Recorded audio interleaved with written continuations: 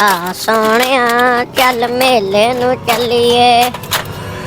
ਅਡੋਲ ਛੇਤੀ ਕਰ ਲੈ, ਡਰਾਮੇ ਨਾ ਕਰ, ਗਾਣੇ ਗਾਈ ਜਾਂਦਾ। ਮਿੰਟ ਮਾਰੇ ਕੰਮ ਕਰ ਲੈ, ਗੱਡੀ ਆ ਰਹੀ ਹੈ, ਭਰਨੀ ਹੈ। ਯਾਰ ਪੈਸੇ ਨਹੀਂ ਹੈਗੇ ਤੇ ਕੀ ਕਰਾਂ, ਕਬਾੜ ਖਾਣੇ ਵਾਲਾ ਲਾਣੇ ਦੇ ਨਾ ਕਿਸਾਬ। ਉਹ ਚੇਅਰਮੈਨ ਆਏ ਨੇ ਸਾਡੇ ਕੋਲ। ਚੇਅਰਮੈਨ ਸਾਹਿਬ ਬੈਠੋ ਬੈਠੋ। ਕਿਵੇਂ ਆ ਚੇਅਰਮੈਨ ਸਾਹਿਬ ਸਾਡੇ ਕੋਲ? ਯਾਰ ਨਾ ਇੱਕ ਟਰਾਲੀ ਹੈਗੀ, ਉਹ ਸੇਲ ਕਰਨੀ ਸੀ। ਅੱਛਾ, ਕਿੱਥੇ ਪਈ ਚੇਅਰਮੈਨ ਸਾਹਿਬ? ਉਹ ਪੱਲੀ ਗਲੀ ਚ ਪਈ ਏ। ਅੱਛਾ, ਹੁਣੇ ਚਲਾਣਾ? ਹਾਂ ਤੁਹਾਨੂੰ ਵਿਖਾ ਦਿੰਦਾ ਮੈਂ। ਡੋਲ ਇੱਧਰ ਆ ਯਾਰ, ਚੇਅਰਮੈਨ ਚੱਲਾ ਈ ਨਾਲ ਟਰਾਲੀ ਵੇਖਣ।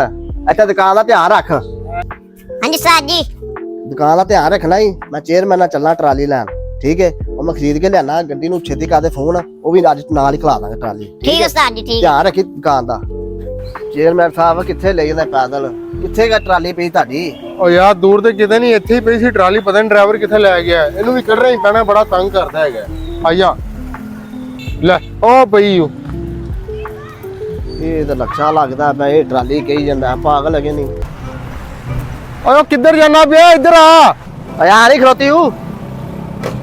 ਹਾਂ, ਉਹ ਟਰਾਲੀ ਨਹੀਂ ਖਲੋਤੀ।